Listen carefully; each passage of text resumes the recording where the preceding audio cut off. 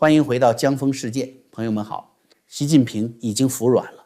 7月下旬，墙外又传出消息，习近平的组织军师陈希已经被中纪委控制。陈希掌握了10多年干部档案和提拔名单，连这样的人都保不住，习家军还能指望谁保？于是习近平让贾庆林这些老人出面递话，愿意交权，愿意下台，只求一条出路。按说一个独裁者肯自己下台，这出戏该收场了。可北京没收场，5中全会本来7月要开，现在拖到10月，名单早就在桌上摆着，就是不敢开。习近平愿意交的是职位，可职位后面拖着一串东西，修宪废掉，任期限制是他干的，20大把胡锦涛当众架出会场是他干的，李克强怎么死的账没清，今年1月20号张又侠、刘振立又是怎么被拿下的，这笔账到今天还立着。这些事儿怎么定性？是一个人晚年犯了错误，还是一场有组织的非法夺权？所以北京现在真正在起草的是一份判词，贾庆林在替他争轻判，争的也是自己。当年最早推习近平上位的是他，当年厦门远华案，为什么刘华清一系和总参情报系统付了代价，主政福建的贾庆林却一路升进常委，这笔账也会被重新打开。7月15日，他的老部下已经退休10年的广电总局原局长蔡复朝突然被查，这就是中共元老院递给贾庆林的警告，你再替习近平说情，下一份翻出来的就是你自己的材料。栗战书手里攥着足以把这份判词写中的程序材料，修宪第3任期20大的名单，全套程序材料当年都过他的手。他的老巢黑龙江落马通报正一茬接一茬的出，一个在争轻判，一个被逼着交证据。这份判词朝哪边落，决定的不只是习近平一个人的下场，是这个党敢不敢承认过去14年是一场没人拦住的夺权。按党内的进程，要把对一个在位总书记的处理变成全党的正式结论，最终必须过3道关。平时拍板的是政治局常委会7个人，要形成能上会的正式方案，得开政治局会议，24个人审议，最后定案是中央全会，200多名中央委员举手表决。可今天的问题是，前2层全失灵了。常委会7个人，除了习近平自己，全是他一手提拔的，政治局24个人，大半也是，而这些人如今自身难保。墙外传的有名有姓，蔡奇隔3差5被叫去约谈，丁薛祥被中直系的案子牵着走，王沪宁忙着替人跑腿，让被告的同伙给被告写判决书，这案子没法判。全会那头更不敢开，判词没写好就开会，名单一亮，票数不够，等于当众翻车。5中全会一拖再拖，拖的就是这个。那这份判词到底在哪儿写？要回答这个问题，得回到去年的一份文档。2025年6月30号，政治局开会审议了一份条例，全名很长，叫《党中央决策议事协调机构工作条例》。官方的说法就2句，这类机构要谋大事、议大事、抓大事，同时统筹不代替，到位不越位。说白了，各部委各管一摊，遇到跨部门谁都管不动的大事，党中央就在上面搭一张桌子，把人叫齐，定方向，派任务，定落实。墙外的说法是，元老们借着这个壳搭了一张特殊的桌子，组长温家宝，名单里有李瑞环、曾庆红、汪洋、赵乐际、李强，当时还有习近平本人。胡锦涛、张又侠遇到大事出席。据说这个主意就是温家宝出的，用党内现成的制度、现成的名义，在功能上把邓小平当年安置元老的那个中央顾问委员会重新复活了一层。这一招的狠处你得咂摸。元老们要是宣布成立一个处理习近平委员会，那叫公开政变，全党全军当场选编。可现在不是，桌子是按政治局自己审议过的条例搭的，名义是习近平自己主持的会议给的，等于他亲手给收走自己权力的那张桌子发了营业执照。这张桌子搭起来之后干了3件事。第一件，把真正的决策搬到正式进程前面，重大人事、案子、军队、外交全都先在这张桌子上谈妥，送到习近平面前，更只剩一个动作，签字。2025年10月4中全会之后，习近平干脆退出了这个机构，墙外的说法说得直白，他实际上成了新的党中央。第二件，给退休的元老发钥匙，这层得先讲规矩，退了休就不是政治局委员，按进程连常委会的门都摸不着。干部退休制度是邓小平立的，退了就是退了。可一旦进了这个机构，就能以成员身份合法的坐回桌边。温家宝、李瑞环，一个前总理，一个前政协主席，全是这么回来的。这把钥匙有多金贵？去年夏天北戴河那阵儿，墙外传过一段元老的牢骚，出自曾庆红那一派。机构被温家宝、李瑞环把持，张德江、贾庆林根本没被邀请，资历更浅的汪洋竟然被邀请了。如果这段牢骚可靠，那保守派争的就已经不是承认不承认这张桌子，而是谁有资格坐进去。第三件，把党政军拆开，各派一个人看着，拿掉一个人的党权、军权，说到底就是拿掉他的文档权和开会权。可总书记和军委主席的日常工作一天不能停，文档每天都在跑，怎么办？墙外的说法，机构委托汪洋，前政协主席，胡温改革派的老将，代理总书记的日常工作，办公地点就在中南海的总书记办公室，委托刘源、刘少奇的儿子，军中老资格代理军委主席的日常工作，办公地点在81大楼的军委主席办公室。习近平手里还剩什么？2块门面，外交部安排的外事，中宣部安排的宣传。这个说法有没有画面上的影子？有，但只能当影子，不能当证据。翻出习近平历年的新年致辞，对比着看，2025年以前多数年份他坐在办公室的布景里，背后是书架，桌上摆着红色电话。2025年、2026年这2次换成了一整幅长城图，桌上空无一物。新华社的口径，长城是他历年贺词里用惯的元素，布景而已。墙外的读法是书架、电话连同那间办公室一起没了。一个画面单独证明不了权力交接，但把他跟汪洋坐进总书记办公室的说法拼在一起，至少算一处反常。往后每年除夕，这个背景都值得盯一眼。书架和电话回没回来？所以谁有资格给一个在位的总书记写判词？先在温家宝主持的那张桌子上逐字谈妥，再走政治局会议，把密室里的意见包装成中央的正式方案。10月的中央全会只负责最后一道工序，举手、表决、盖章。政治人物有一本旧账，人的身体也有一本旧账。年轻时抽烟、熬夜、咳嗽几声不当回事儿，年纪大了以后气短、胸闷、痰多、睡不好，爬几级楼梯都喘，过去欠下的账就慢慢找回来了。今天给大家介绍的是来自韩国的扁康丸。扁康丸不是只放1-2味材料的普通止咳产品，根据产品公开资料，它采用20多种天然中药材配置，公开的包括黄芪、当归、沙参、桔梗、五味子、金银花、白扁豆、黑绿豆、甘草、山黑豆这些。注意，这只是人家愿意让您看见的部分，方子里还有别的药材，到底哪几味，配比多少，人家不往外说。那是韩医徐孝熙院长从上世纪70年代研到今天，攒了50多年的秘方。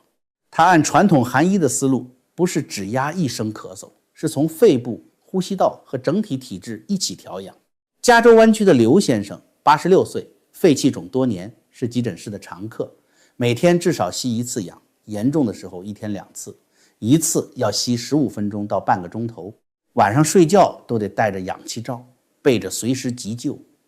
呼吸困难、咳嗽、痰多、胸闷，按他本人的分享，开始服用扁康丸2个星期，没再进急诊，将近1个月，氧气罩摘了，连着3个多月，急诊1次都没去。吃到10个月，咳嗽停了，痰也没了。第2年年初复查，家庭医生听诊说肺里挺清楚，没有杂音。老爷子自己就一句话，现在的生活质量跟以前完全不同，这是用多少钱也换不来的。他这话正好说到点子上了，有一说一，这东西不便宜，咱不跟您藏着，20多味药材加一副50年的秘方，价钱摆在那儿。台湾有位68岁的妈妈，常年咳嗽，吃它见了效，一度嫌贵停了。儿女劝她一句话，只要对身体真有帮助，这钱就花得值。这笔账每家有每家的算法，跟一趟一趟跑医院比，跟一次住院比，值不值您自己掂量。咱们的建议就一条，量力而行，先把介绍和使用者分享看完，合不合适自己的身子想清楚再定。当然上面这些是使用者的个人分享，不代表每个人都会有同样的结果。扁康丸属于膳食补充品，不能代替医生的诊断、处方药和正规治疗。正在服药，特别是有心肺疾病、肾病或者正在怀孕、哺乳的朋友，用之前先问过医生，原来的药、原来的养，医生没点头，一样都别自己停。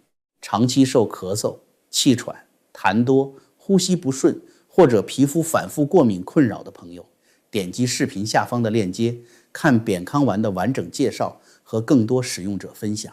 身体的旧账拖得越久越难处理，早点了解，多一个选择。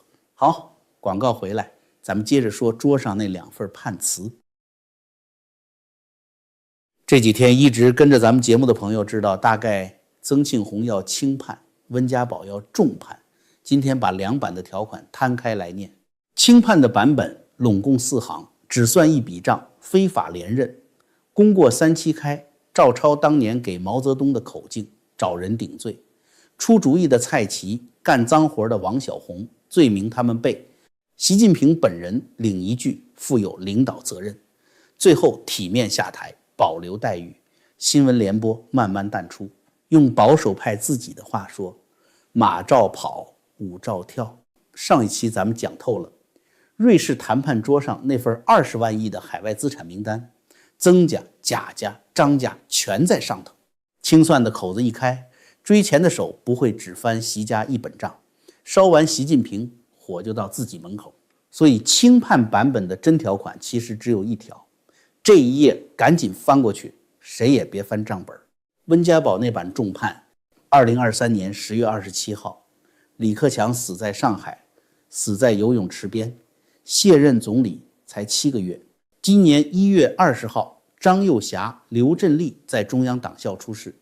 1月24号，国防部官宣立案审查，人到今天活不见人，是一场持续4年、动了刀子的有组织的夺权。这么定性，就不是退休待遇的问题，是刑事问题。开庭、判决、追赃一样不能少。温家宝为什么咬死不松口？2层，浅一层是人，李克强是胡温2个人一手带出来的接班人，是他们没保住的人。深一层，温家宝要的从来不只是办习近平一个人。他2012年卸任前最后一次记者会撂过一句话，不搞政治体制改革，文革的悲剧还会重演，一语成谶。所以在他那份判词里，重判习近平只是第一段，后面的段落叫拨乱反正，叫给政改开局。2个版本中间，作者胡锦涛，他的原则是先共识后动手，团结大于清算。他甚至提过一个折中方案，李克强的案子封起来，等习近平死了再重启。这个折中被一个女人顶回去了，李克强的夫人程红。墙外那期讲得很细，李克强死后，他们母女被事实上囚禁，想出国散散心都不批。程红给温家宝、汪洋递过话，机构要是不重启调查，他就带着女儿去国家上访中心公开上访，把案子摊到全国人面前，除非你们也学习近平，把我们娘俩软禁了。汪洋、刘源、胡春华全站在他这一边。程红还有一句话，墙外传了1年，一个都别放过。这就是轻判版本绕不过去的雷，账本可以不翻，人命翻不过去。2版判词在桌上僵着，温家宝没闲着。轻判这个版本要想成立，得有3样东西撑着，得有人在元老里替习近平游说，得有人扛住不交程序证据，得有钱在外面留着后路。温家宝这几个月干的就是把这3根柱子一根一根拆掉。先说游说的人，贾庆林，之前说过他在替习近平争清判，这里要说的是他为什么非争不可，因为判词里最要他命的不是量刑那一栏，是第一行。这笔账从哪年算起？清判版本账从2018年修宪算起，顶多到2022年20大。那贾庆林没事，他2013年就退了。可要按温家宝的写法把这事儿定成有组织的夺权，那就得回答一个问题：这么蠢的一个人，当年是怎么被推上总书记位子的？谁推的？墙外的说法早就给了答案。保守派私心太重，总以为选个蠢的好控制，而当年最早推荐习近平一路保驾把他送进中南海的就是贾庆林。账要是从2007年从18大的运作算起，贾庆林就不是说情的人了，是共犯名单上的第一个名字。再往深挖，还有厦门远华案那本旧案卷。为什么刘华清一系和总参情报系统付了代价，主政福建的贾庆林反倒一路升进常委？这本卷宗一重开，牵出来的就不止他一个人了。所以贾庆林争的从来不是习近平的量刑，是判词的第一行从哪年写起。他的麻烦在于他争得太卖力了。墙外的说法，1月20号刺杀案之后，曾庆红和习近平翻脸了，张德江也翻了，保守派元老全跟习近平划清了界限，独贾庆林还在跑动，还在元老中间游说，说习近平不忘初心，只是做得有点过头。6月初还专门跑到雄安替习近平站了一次台。温家宝的回答在7月15号落地，他的老部下退休整整10年的广电总局原局长蔡复朝被抓了。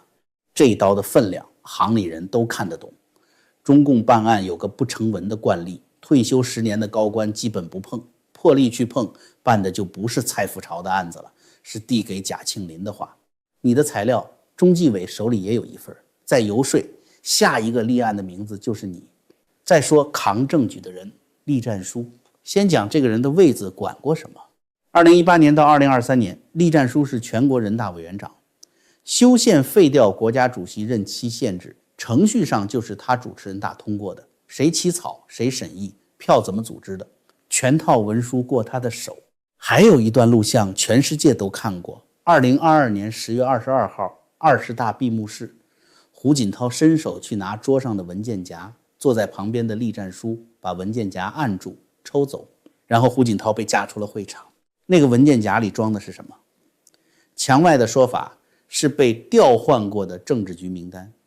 胡锦涛就是发现名单被人换了，才要当场翻看，习近平才突然发难把他架走。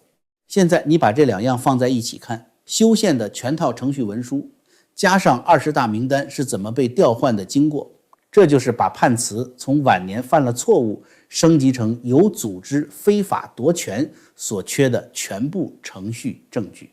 3七开靠嘴就能写，伪造程序篡改名单得靠文书和口供，而文书和口供都在栗战书身上。所以温家宝对栗战书的打法跟对贾庆林不一样，贾庆林是警告他闭嘴，栗战书是逼他开口。6月16号，黑龙江省纪委副书记江宏伟落马。黑龙江是栗战书的大本营，省纪委副书记是什么？是他老巢里管案子的内线。先把这个人拿掉，他在老家的耳目就聋了。7月9号，战场开到贵州，他主政过的另一个省贵州磷化集团原董事长何光亮被查，这是撬他的经济账本。省纪委原1级巡视员饶玉珠同日被查，这是撬他的政治账本。7月24号，黑龙江又是1天2张双开通报，都是年初立案的旧案，但处分一张一张落地，就是告诉他火没停，连他的人脉网都被盯上了。墙外的说法，江苏省委书记信长星是他的核心旧部，到现在俩人还常煲2-3个小时电话，这条线也在单子上。栗战书的算盘不难猜，交出材料，他就能从始作俑者降级成奉命经办判词主犯那一栏写别人的名字，扛着不交，黑龙江和贵州的通报就一路往他家门口开。温家宝不需要他死，需要他开口。最后说钱清判派最大的底气是那句马照跑，舞照跳。翻过这一页，各家的账本平安落地。可温家宝一边在桌上谈，一边把账房先生一个个铐走了。看证监会这串日子，2025年3月，纪检组原组长王惠民被查；4月，在任副主席王建军被查，系统里干了28年。财新的原话是：此前坊间从无对他的传言，市场颇感震惊。今年5月1号，原主席易会满被免；7月24号，原副主席方星海被中央纪委直接立案。方星海是什么人？在证监会分管国际合作整整9年，沪深港通、中概股、外资进出的通道全过他的手。说白了，这是权贵资金出海的总闸口。同一个7月，国家外汇管理局管理检察司也在办案子。把这串动作连起来读，判词还没写完，出海的闸门先一道一道焊死了，防的就是谈崩的那一天，钱比人先跑。而对曾庆红那一派来说，这比任何谈判措辞都伤。20万亿的海外资产名单攥在美国人手里，出海的闸口攥在温家宝手里，翻篇保平安这个版本能保住的东西正在一天天变少。3根柱子现在什么样了？游说的嘴被蔡复朝的立案通知堵上了，扛证据的人正被2个省的通报一层层剥着，钱的闸口焊死了。轻判的版本还摆在桌上，可他脚下的地基已经被抽得差不多了。贾庆林和栗战书还有的选吗？有，选的不是帮不帮习近平，是自己的名字出现在判词的哪一栏里。判词吵到这个份上，桌上的人都在翻一样东西：先例。中共处置自己的前最高领导人，历史上干过3回，3种写法。第一种写法，毛泽东人死了再写。1976年9月9号，毛泽东死，到1981年6月，11届6中全会才通过那份关于建国以来党的若干历史问题的决议，整整等了5年。等到人凉透了，4人帮抓了，华国锋下去了，邓小平把局面全攥在手里，才敢动笔。写出来的口径就是曾庆红今天照抄的那4个字：功过3期开。为什么下不去重手？邓小平1980年当着意大利记者法拉奇的面说得明白，毛主席的画像永远要保留在天安门城楼上，不是舍不得毛，是舍不得党，把毛打倒，共产党的家谱就烧了。但你要看懂1981年那套配方，光看决议不够，还得看配套工程。写决议之前，先开了一场公审，1980年11月到1981年1月，特别法庭审4人帮，电视里江青喊革命无罪，判下来死缓，这才是完整的手艺。罪名装进反革命集团的筐里，让活着的4人帮挨审；错误切成晚年的，让死去的毛泽东保住画像。连毛泽东思想都做了切割手术。决议里专门写毛泽东思想是党的集体智慧的结晶，意思是思想是大家的，错误才是他自己的，党的合法性就保住了。第二种写法，华国锋特点是不写，华国锋没有判词。1980年9月，总理让给赵紫阳；1981年6月，党主席让给胡耀邦，降成副主席。没有公审，没有专门决议，报纸不批判，新闻里这个人就是慢慢没了。他保留着中央委员的名分，一直挂到2002年、2008年，悄无声息地死了。这就是华国锋模式，你主动辞，我不清算。但这个模式有一道前置工序值得记住，动他之前，先动的不是他的职务，是舆论。1978年那场实践是检验真理的唯一标准，大讨论，明着是哲学，实际是拿掉他2个凡是的旗子。华国锋的英明领袖一直吹到权力全空了才停。第3种写法，赵紫阳定性但不审。1989年6月，13届4中全会给赵紫阳定了性，在关键时刻支持动乱分裂党。定完呢，不开庭，不判刑，也不做决议，人往富强胡同的院子里一关，一关16年，案子永远在办。2005年1月，人死了。新华社一条短讣告，全党上下为了给不给同志2个字都要掂量半天，这是最阴的一种写法。判词不落纸，人就永远是人质。好，现在拿这3份旧卷宗对今天的表，曾庆红那版清判你现在应该看出来了，那不是新方案，是把1981年的配方原样再抄一遍。蔡奇、王小红、陈希装进筐里，当年的4人帮。习近平本人切成晚年错误3期开，配方是现成的，可有一个零件对不上。毛的3期开是写给一个死人的。今天的习近平活着才73岁。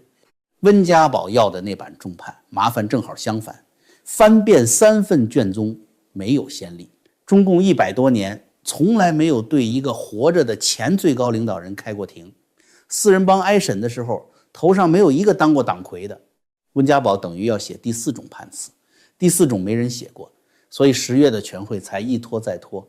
不是文章难写，是这一步迈出去，党史上就再也收不回来。判词没定，但你要是留心看报纸，会发现有人已经在试笔了。6月15号，全国党建工作座谈会部署学习一个新提法，习近平党建思想。6月17号，人民日报头版给他定位是习近平新时代中国特色社会主义思想的党建篇。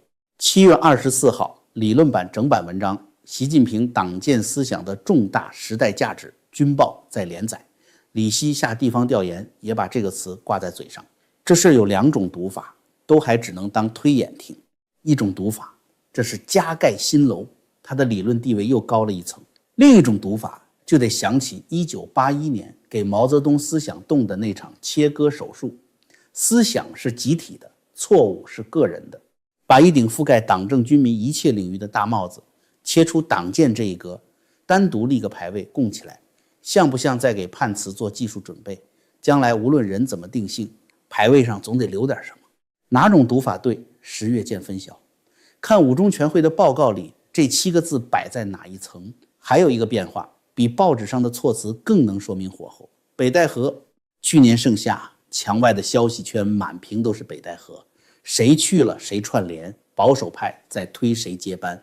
传出胡锦涛发过警告，说再这么闹，北戴河要变成第2个党中央。传出温家宝放过狠话，要拉着串联的元老一起进秦城。7月说到8月，一期接一期，像战报。今年呢，同一波消息源翻到今天，北戴河只剩下一句话。8月，元老们利用北戴河休假，商议怎么给习近平定性。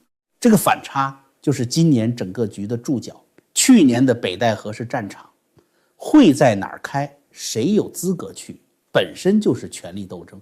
今年没仗可打了，军权的事儿，7月3号那场寿险已经收了官，桌子搬回了北京温家宝那个班子的会议室。北戴河从决斗场降成了签字间，判词在北京写完，8月拿到海边念给各家听。3种先例一份都套不上，第4种没人敢先落笔。这就是这个夏天北京最真实的僵局。到这儿，开头的3个问题都有了下落。判词在哪儿写？不在党章的桌子上，在温家宝那个班子的会议室里。贾庆林争什么？争第1行的年份，别让账算到自己头上。栗战书能教什么？教出把错误改成夺权的那套文书。